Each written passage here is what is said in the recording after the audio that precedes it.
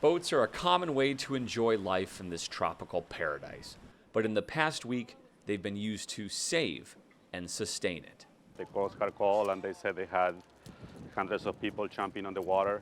Ariel Ferrer was watching a movie at home when he got the call to head to Lahaina Harbor. And explosions, and ash, red coals coming from the skies. And we're afraid the boat was going to get hurt. We could feel the heat on our backs. Embers the size of golf balls fell from the sky as this boat tour captain turned rescuer helped the Coast Guard pull people out of the water after a wall of fire chased them into the ocean. They rescued a 5-year-old kid, another kid that has separated from their parents. His work has not stopped since the blaze. He and others have been running supplies to the beaches after roadblocks kept them from efficiently flowing in by land in the days after the fire. We can launch anywhere. We get on a scooter and then we can move, because it's pretty difficult to move, but with a scooter we can sneak around. Guillermo Coscarelli runs a jet ski company that burned down in the fire. He says that isn't important right now. Helping people in Lahaina is the mission.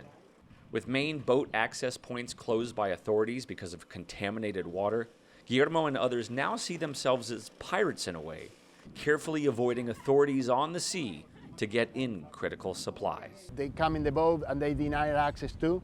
So now we're going to the beach like outlaws, but that's the way it works now. They understand the restrictions, but the desire to help has been too strong, and confusion early on kept the basics from people who need it. And giving stuff to people because people can't get to the stuff.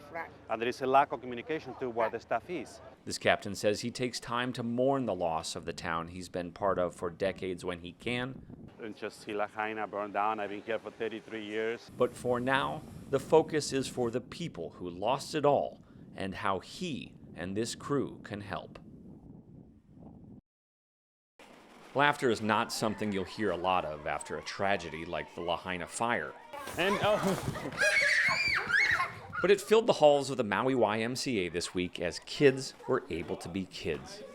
And then you'll pull it behind you. Project Camp lets kids laugh, play, eat, and gives parents a much-needed break. You go to one side and I go to the other. Raven Hart is a local volunteer here. She says some kids have tough stories of survival, leaving as the fire sprinted toward their homes. And I think that that's the best way to get through trauma, is have positive experiences. Ooh, we did good! Camp comes at no cost and is even open to parents who are first responders on the ground near the fire. We had the barbecue lunch, of course. That was really good. Isabel Griffiths and her little sister Eloise left with her parents before the fire stole their home.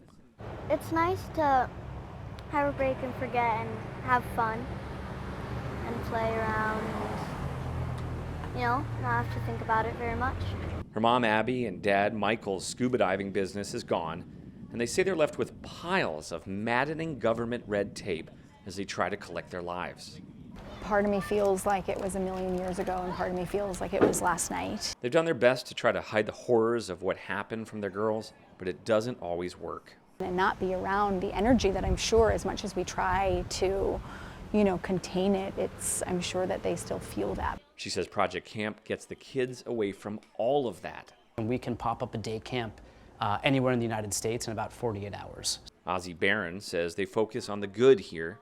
Some are thankful that their pets are okay. Some are thankful that they're still together with their friends. And that drumbeat of optimism, that drumbeat of things that we still have, is deeply helpful for these kids. Abby says camps like this balance the hell they are living with the unending local support they've witnessed and received after the fire. Some of the best of humanity and, neighbor and community and service and love and support that. Yeah, it's been amazing. We got teriyaki right over here. It started with one grill at a beachside park just north of Lahaina. Rice is just gonna be right over here. A makeshift roadside relief station sprouted, with locals taking charge after they say nobody came in the early days after the fire. Maybe we'll do the next round with the deer meat and the chili. Yeah. Hugs and help, smiles and supplies. Kapono Kong ran the grill, nourishing stomachs and souls with familiar island favorites. That's pretty much what Hawaii is like it's we're all on this island together. A station over, doctors and RNs treated the visible wounds. We have a lot of physical injuries from people who fled the fire. Mental health counselors also sat and just listened to harrowing stories of escape and agony. In terms of one-on-one connection, we've probably seen a few hundred. Human chains quickly assembled to get supplies across the road under a hot and humid sky. We waited for FEMA, we waited for the county, we waited for any help we could get from our state.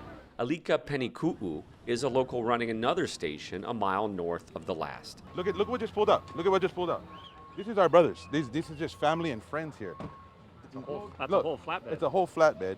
He says the government response was nowhere to be seen early on. We all we got out here, man. It was infuriating, but he says the anchor was quelled a bit because the aloha spirit took over. People came by car, plane, even a jet ski to help. We just came from Maui Harbor. We can take a couple more, Tita, yeah. So they're just offering propane take so you can continue cooking. Absolutely, we got to keep our team fed. He says a lot of history has been lost in Lahaina, but the people of Hawaii are writing a new story with the help of aloha that runs through their veins. You know how they're going to remember us? They're going to remember us by acts like this. They're going to remember us by the way we show aloha to anybody that need them. By the end of the day, Paul Fisk will lose track of how many eggs he's cracked. 2.5 cases. He was up to 800 when we met him, and the lunch rush hadn't even started. Paul was one of the many volunteers at the University of Hawaii Maui College Training Kitchen turned emergency food production assembly line. It feels good.